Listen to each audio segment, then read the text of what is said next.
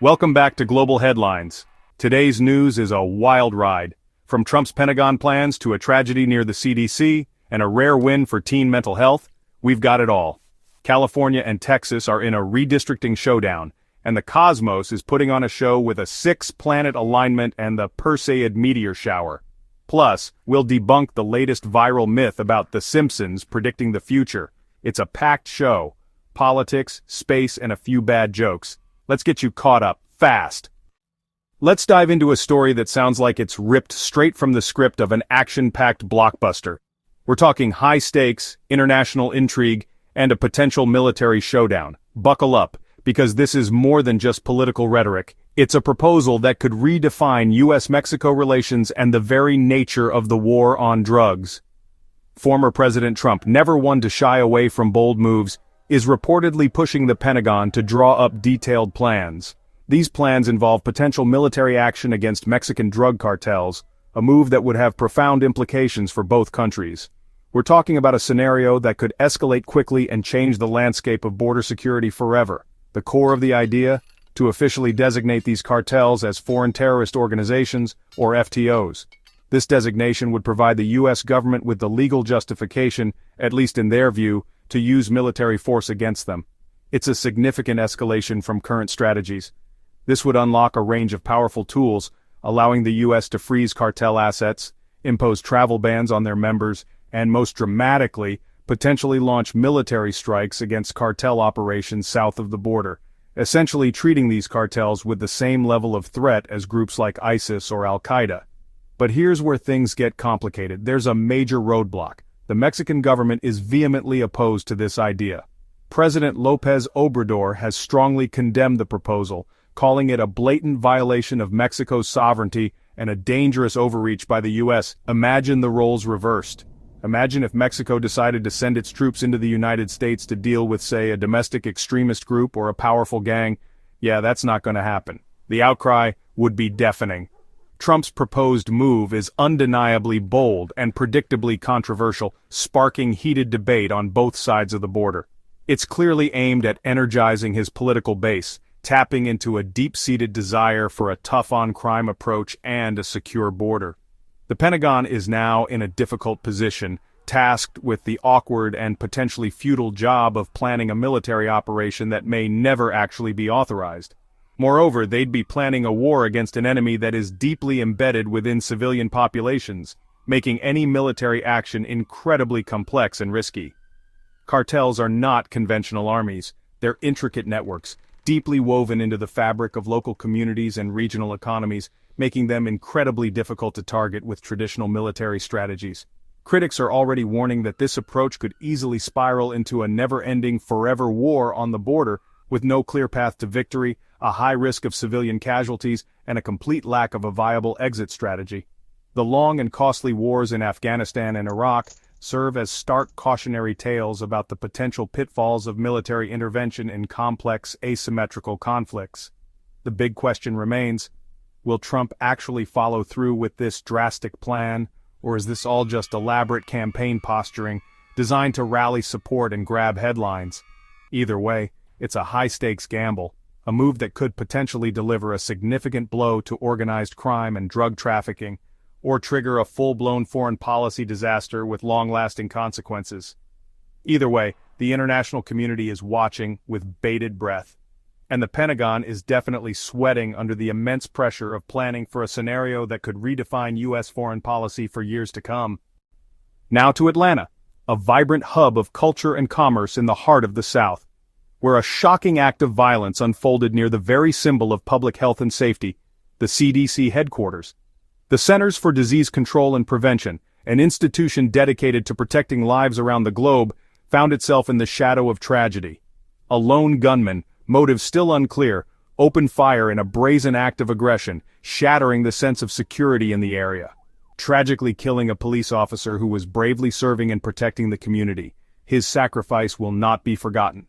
And critically wounding another officer, leaving them in need of urgent medical attention, before fleeing the scene and desperately carjacking a vehicle in an attempt to escape justice. The city, gripped by fear and uncertainty, went into lockdown, as authorities mobilized to contain the situation. as police initiated a high-speed pursuit of the suspect, determined to bring him to justice and restore order. The situation escalated further when the suspect eventually took hostages on a public bus, turning ordinary citizens into pawns in a desperate game. After tense and delicate negotiations conducted by skilled law enforcement professionals, the suspect finally surrendered to authorities, bringing an end to the harrowing ordeal. And thankfully the hostages were released unharmed, a testament to the professionalism and restraint of law enforcement. This tragedy, unfolding so close to the CDC, a beacon of hope and healing, a place dedicated to saving lives and combating disease, serves as a painful paradox. It underscores the inherent and daily risks faced by the brave men and women of law enforcement, who put their lives on the line to protect our communities. It's a stark and unsettling reminder of the ongoing crisis of gun violence that continues to plague America, leaving a trail of grief and devastation in its wake. As Atlanta mourns the loss of one of its own, difficult questions remain about what could possibly drive such senseless and destructive acts of violence. The unwavering bravery of first responders who rushed to the scene without hesitation, and the remarkable resilience of the Atlanta community shine through the darkness, offering a glimmer of hope. Even as we dedicate resources and expertise to prepare for global health threats, we are starkly reminded that the promise of safety and security at home is, tragically, far from guaranteed. The scars from this day will undoubtedly linger, a somber reminder of the fragility of life and the ever-present need for vigilance. In a world often dominated by challenges, it's essential to pause and acknowledge the glimmers of hope. Today, we're turning our attention to some genuinely good news. For years, we've been sounding the alarm about the growing mental health crisis among teenagers. But now, finally, teen mental health is showing signs of improvement.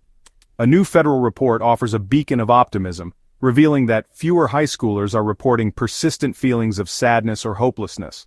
This is a significant shift, suggesting that the tide may be turning in the right direction.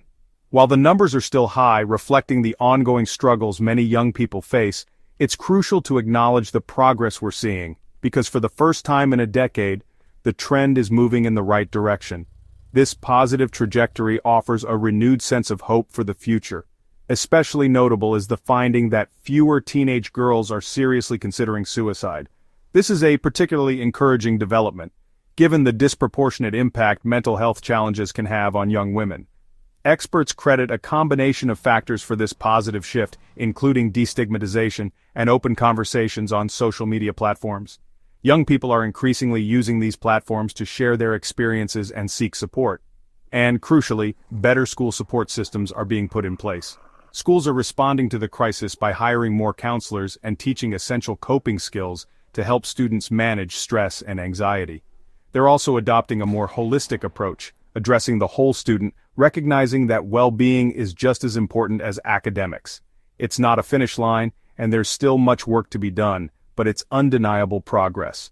The pervasive pressures of social media and the ongoing sense of global uncertainty continue to cast a shadow, presenting significant challenges for young people.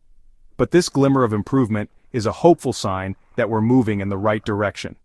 It demonstrates that investing in mental health resources and, crucially, listening to the voices of young people truly works. It's a testament to the remarkable resilience of young people and the transformative power of community support. Let's double down on what's working, expanding access to mental health services and fostering supportive environments for our youth. This is a headline worth celebrating, a reminder that positive change is possible when we prioritize the well-being of our young people. Now, political drama with a twist. Redistricting. California and Texas are redrawing their political maps, each trying to tilt the balance of power.